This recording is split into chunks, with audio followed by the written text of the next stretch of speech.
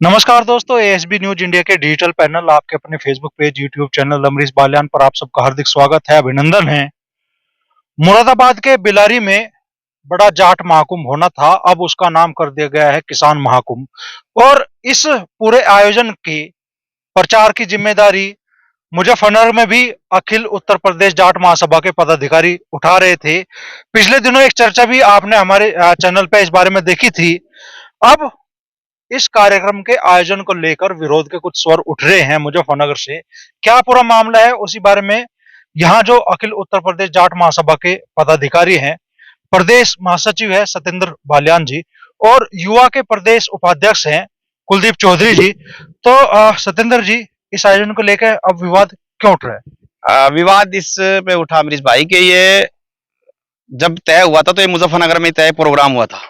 उसके बाद ये जाट महाकुंभ के नाम से उन्होंने ही प्रदेश अध्यक्ष जी ने ही इसका नाम दिया जाट महाकुंभ। उसके बैनर ताले ही हमने जितनी भी मेहनत पदाधिकारियों ने और जहां भी जिस जनपद में करी वो करी, लेकिन अब 3 दिन पहले इसको किसान महाकुंभ रख दिया गया इसका नाम। अब ये तो वही बताएंगे कि क्यों रखा गया। हमने इसका विरोध किया है और हम विरोध करेंगे कि इसमें एक तो सबसे बड़ी मेन बात यह है कि जब जाट महाकुंभ था तो फिर जाट लीडरों को भी बुलाना चाहिए था। जब ये पहले तय था, जब तो उपराष्ट्रपति जी जो हमारे हैं धनखड़ जी और राज्यपाल जी हैं, बाकी और कैबिनेट मंत्री हैं उत्तर प्रदेश सरकार में, उनको बुलाने का था।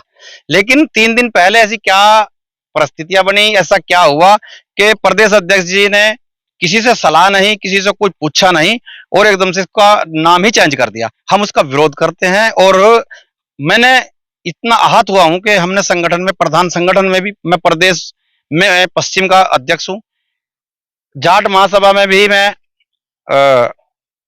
प्रदेश महासचिव हूं। मैं अपने दोनों पदों से इस्तीफा देता हूं। पहली बात तो इसका विरोध करता हूं कि जब कोई संगठन एक आदमी अपने घर का बना लेता है संगठन, तो उस संगठन में रहने का कोई फायदा नहीं है। चौधरी चरण सिंह जी एक विचारधारा है। अगर हमको मुख्यमंत्री जी को ही बुलाना था, हमको और किसी को बुलाना था, तो क्या जयंत चौधरी जी जो उनके पोते हैं, क्या उनको नहीं बुलाना चाहिए था? हम इस बात से भी आहत हैं कि उनको भी नहीं निमंत्रण दिया गया। जो खाप चौधरी थे उनको भी किसी को निमंत्रण नहीं दिया गया अब तक। आज 20 तारीख हो गई, अब 2 दिन बीच में है, अब किसे निमंत्रण देंगे? तो हम आहत हुए और ये एक पार्टी का प्रोग्राम बना के रख दिया। हम इसका विरोध करते हैं। हम जाने से तो किसी को नहीं रोकते, लेकिन जो चौधरी चरण सिंह जी की, स्वर्गीय चौधरी चरण सिंह जो हमारे मसीहा हैं, उनकी विचारधारा से जुड़े लोग हैं, वे लोग शायद ना जा पावे क्योंकि वे आहत हुए। यहाँ पर जो प्रचार किया गया, यहाँ पर जो लोगों ने सहयोग किया, वो सिर्फ जाट महाकुंभ के नाम पे किया गया था, किसान महाकुंभ के नाम पे नहीं किया गया था। हम चाहते हैं कि वो सब जाति के लीडर थे, लेकिन उसको पहले ही किसान महाकुंभ करते। तो ये बीच में क्या खेल खेला? मैंने तो कहा है कि अब ये जाट महाकुंभ है, अब ये किसान महाकुंभ हो गया और ये मुझे लगता है कि सत्ता महाकुंभ पे जाकर समाप्त हो जाएगा। ये इसमें मुझे लग रहा है। आपका विरोध संस्था से है, व्यक्ति विशेष से? नहीं, मेरा पूरे संगठन से है, संस्था से है, पूरे अखिल उत्तर प्रदेश जाट महासभा से है। और मैं एक बात से और आहत हूं कि हमारी जाति में बहुत संगठन है।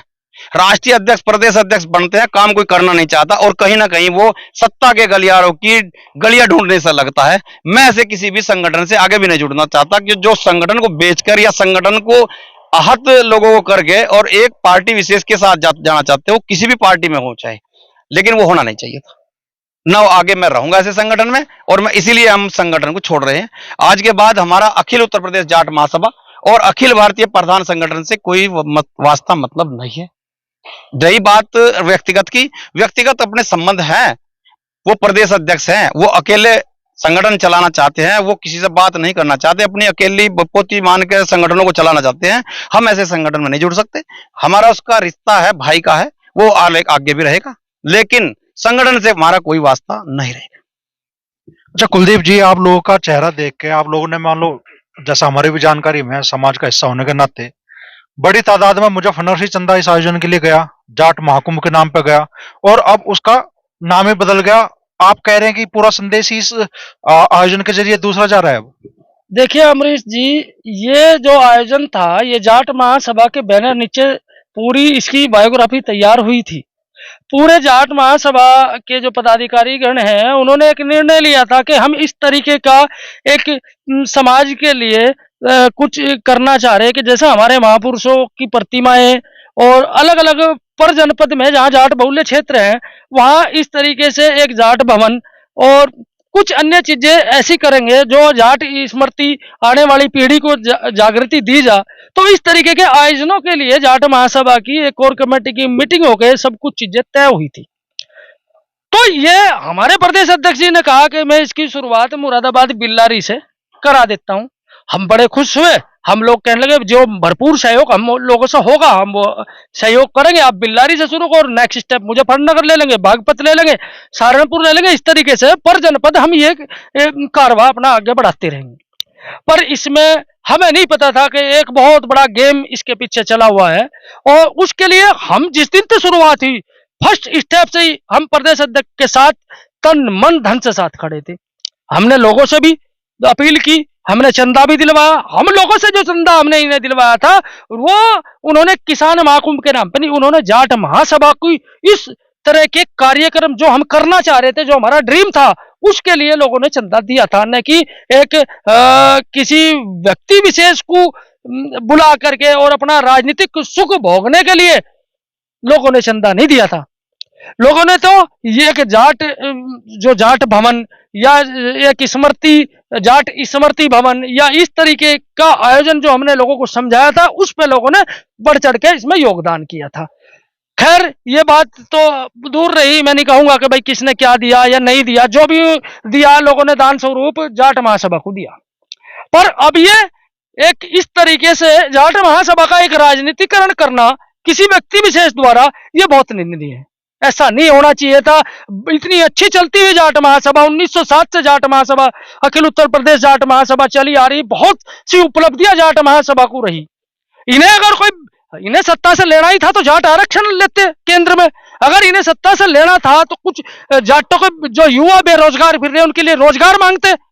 ये दिग्भ्रमित होकर सत्ता सुख भोगने के लिए इस किसी व्यक्ति विशेष को लुभाने के लिए इस तरीके से पूरे समाज का जो दिल को आहत हुआ, इस तरीके का कार्यक्रम उन्हें नहीं करना था। मेरी पिछले 2 दिन से जब से पता लगा, सैकड़ों लोगों से जो जाट महासभा से पदाधिकारी भी थे उनसे बात हुई, स्वतंत्र बालियान जी की बात हुई, सब लोगों ने हमें दोष दिया कि हम आप लोगों से जुड़े थे, हम आप लोगों के थ्रू हमने जो भी इसमें सहयोग किया वो आप लोगों को थ्रू किया।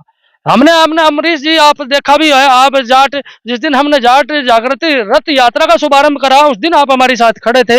हमने बड़े चाव से उस रथ को गांव गांव घुमाया और सबको ये संदेश दिया कि जाट महासभा इस तरीके का कार्यक्रम कर रही थी। आपने देखा भी होगा उस रथ यात्रा के बोर्ड पे क्या लिखा हुआ था, ये सब लोगों को विदित है।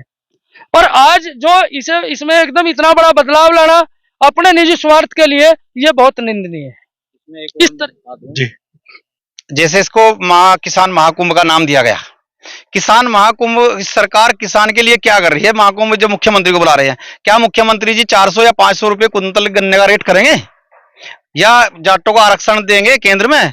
अगर वो करते तो हम भी साथ हो लेते। जब सरकार यहाँ पर जमुना परली तरफ है, वहां पर 386 रुपए कुंतल है। पंजाब में क्या रेट है? यहाँ 1 रुपया अभी तक नहीं बढ़ा। क्या किसान कुंभ कहीं का किसान कुंभ कर रहे हैं लोग? इनको यही नहीं पता, ये अपने स्वार्थ में किसान कुंभ कर रहे हैं। हम इस किसान कुंभ का विरोध करते हैं, हम इसमें नहीं जाएंगे और हम इनके किसी भी प्रोग्राम में इस तरह के नहीं जाएंगे जहां किसान की ना सुनी जाती हो, जहां जिस सरकार में जो 1 रुपया आज तक ना बढ़ाया हो, गन्ने का रेट तय ना हुआ हो, कहीं का किसान का महाकुंभ। तो हम ऐसे किसान महाकुंभ का विरोध करते हैं। अच्छा, चौधरी चरण सिंह की 51 फुटी प्रतिमा का अनावरण होना है और उस कार्यक्रम में उनके पौत्र जैन चौधरी को नहीं बुलाया गया। परिवार के सदस्य के नाते उन्हें तो बुलाया जाना चाहिए था। तो क्या इस कदम से इस पूरे जो कार्यक्रम की, पहले जाट महाकुंभ था अब किसान महाकुंभ है, आत्मा ही खत्म होगी? देखिए अमरीश जी, ये बहुत अच्छा सवाल आपने किया।